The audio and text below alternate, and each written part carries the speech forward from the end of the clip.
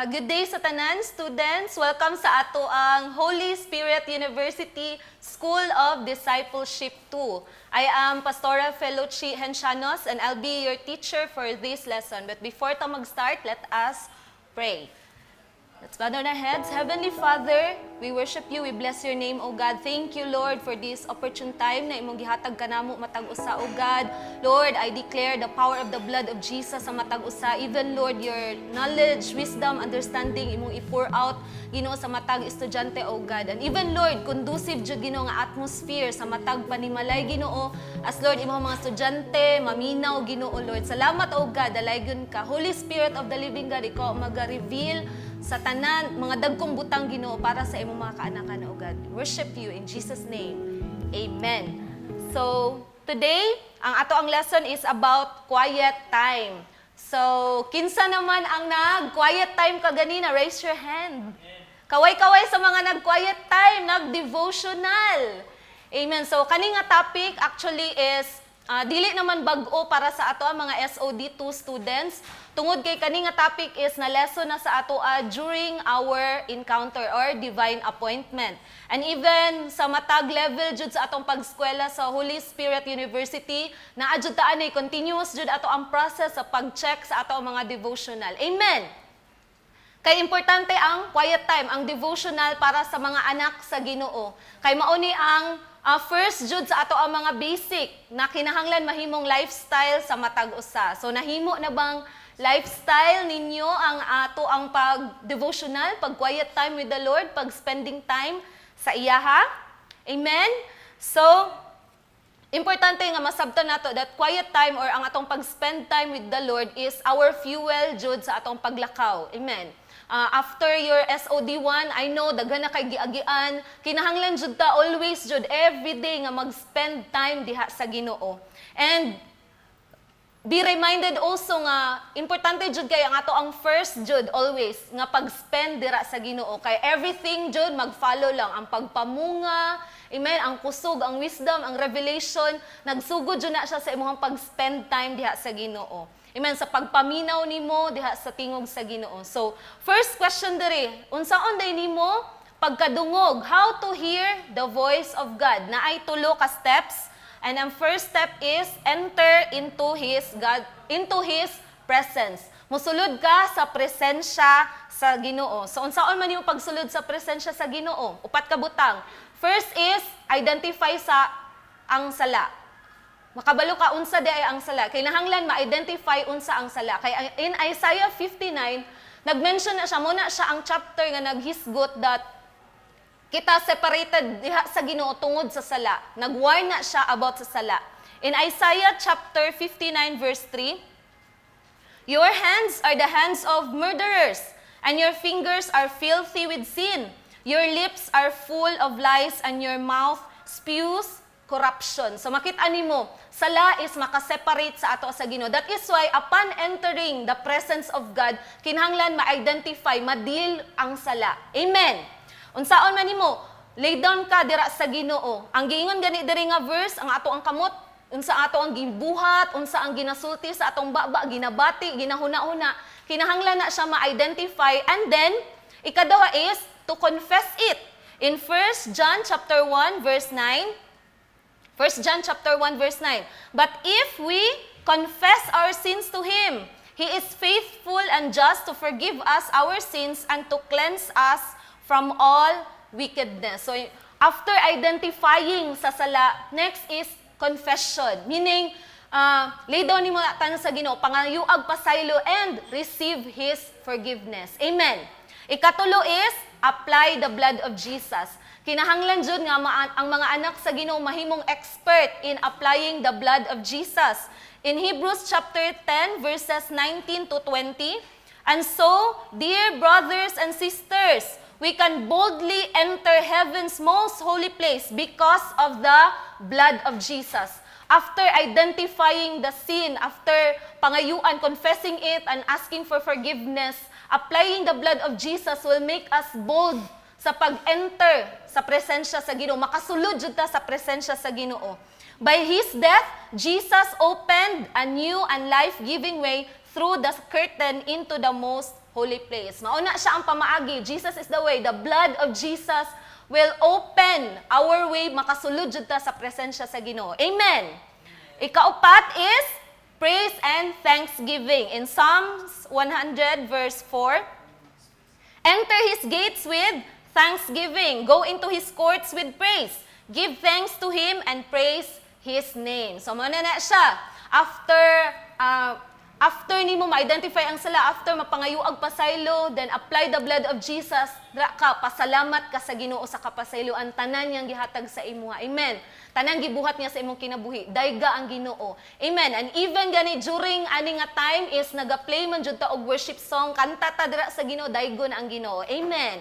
So klaro to, enter in his presence. Ikaduha is in order to hear the voice of God, ikaduha is talk to God. Amen. Makigstorya na dayon ka dira sa Ginoo. First nato unanan is that you are a child of God. In John chapter 1 verse 12, but to all who believed him and accepted him, he gave the right to become children of God. Importante.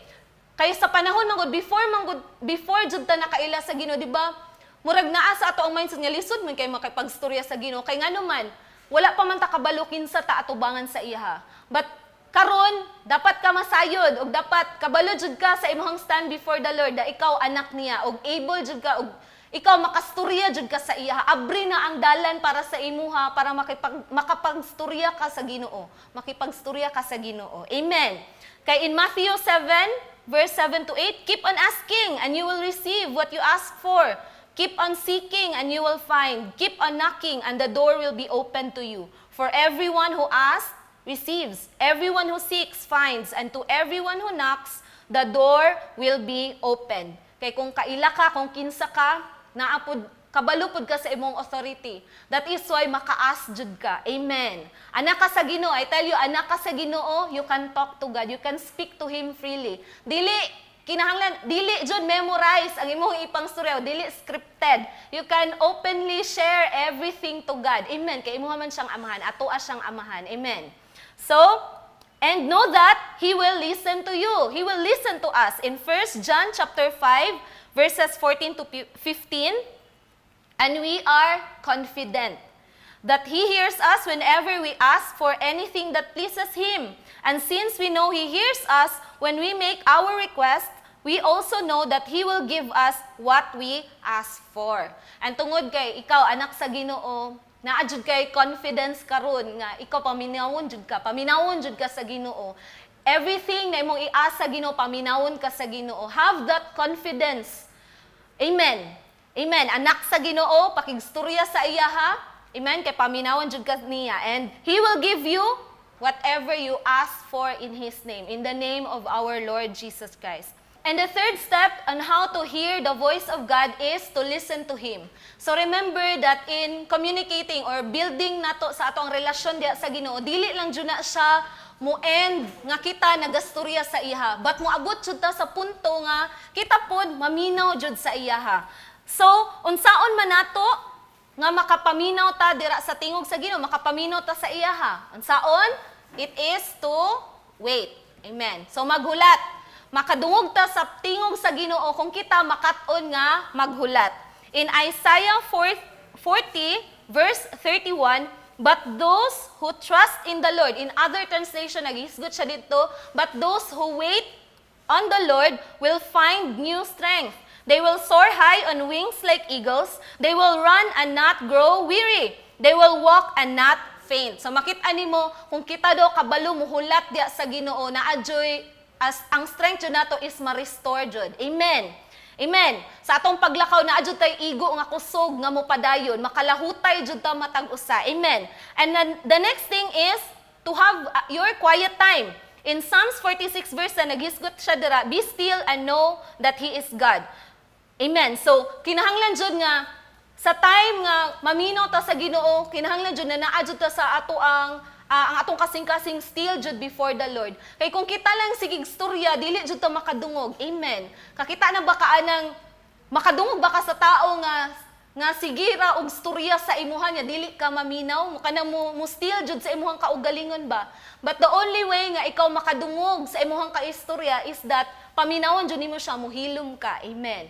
Keep quiet. Amen. Spend it nga kanang maminaw jud ka og sakto dira sa Ginoo. Still nimo imuhang kasing-kasing. And the next thing is, cast out your anxieties on Him so we can hear His voice. So, mao na ni siya, tanang nagabother sa imuha, tanang burden, sa kasing-kasing sa huna-huna, isurrender na dira sa Ginoo kay para makadungog na ka sa iyahang tingog. Amen.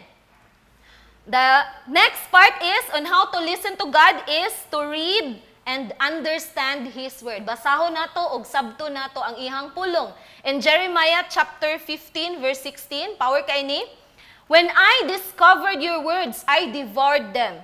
They are my joy and my heart's delight, for I bear your name, O Lord God of heaven's armies. Yun si Prophet Jeremiah, ana siya, pag-abot daw sa iya sa pulong sa Ginoo, iya jud daw gi-devour. Amen. Gikaon jud niya, gilamon jud niya ang pulong sa Ginoo. So, ingon ana pod, in order to listen to God, kinahanglan jud ta mubasa sa pulong sa Ginoo. Dira nato madunggan ang mensahe sa Ginoo sa ato. Basahon nato og dili lang basa, sabton pod jud nato. So, after the reading the word of God, ask yourself this question. First is, what was spoken by the Lord through His Word to me? Unsa di ang gistorya sa Ginoo sa imuha? Unsa di ang rema? Unsa ang mensahe sa Ginoo for you? Amen. Ikaduha is there naabay mga sala nga gi-reveal sa Ginoo pinaagi sa iyang pulong? So unsa man imong buhaton? Pangayuan og pasaylo. Repent immediately. And the next thing is naabay sugo nga kinahanglan tumanon. So unsa may buhaton? Tumanon jud siya dayon. Amen. Obey immediately. And the last thing is, naabay promise si Lord sa imuha according sa iyahang pulong. Unsa man imong buhaton, pag naay-promise sa Ginoo, i-claim na nimo siya. Amen? Claim it for the Lord will accomplish it. I-claim nimo kay ang Ginoo ang mo-accomplish ana. Amen? Apply the blood of Jesus. And another thing, unsaon nimo pag-claim ana, is through confessing it. Amen? And unsa pa, pag-journal ana. Amen. Naadyo kay kasulatan. Amen. Isulat nimo ang promises sa imuha sa Ginoo. In that way, mabalik-balik na nimo basa, dira po nimo siya mas mapamalandungan. Amen. So, importante ginatudlo naman jud ni sa ato during our DA, ato journaling jud nato, devotional, isulat jud nimo ang imong rema, command, promise and warning, even personal application. Amen.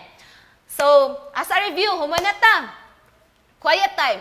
3 steps para makasulod ka, makadungog ka sa presensya sa Ginoo. Enter into His presence, talk to God, and then listen to Him. Amen. So, let us bow down our heads. Mag-pray ta. Heavenly Father, we bless your name, O God. Salamat, Lord, sa imuhang pulong, O God, Lord, for us today. I declare, Ginoo, nga sa tanang mga estudyante sa SOD2, Lord, ma-renew jud Ginoo ang ilahang commitment, ilahang covenant, personal nila nga relationship diha kanimo, O God, personal nga intimacy diha kanimo, O God, by spending their day, first thing in the morning, Ginoo, ma-spend nila diha kanimo, O God, sa seek sa imuha, O God, sa imuhang pulong, Ginoo. Salamat, O God. And even, Lord, I declare, Ginoo, sa matag usa, Lord, mag-grow jud ang matag usa spiritually, O God, na adjay growth as they spend more time with you, O God, as they talk to you and as they listen to you, O God, na adjay growth na mahitabo sa matag usa, O God. Salamat kay Ginoo, dalaygon ka. In Jesus' name, amen. Amen.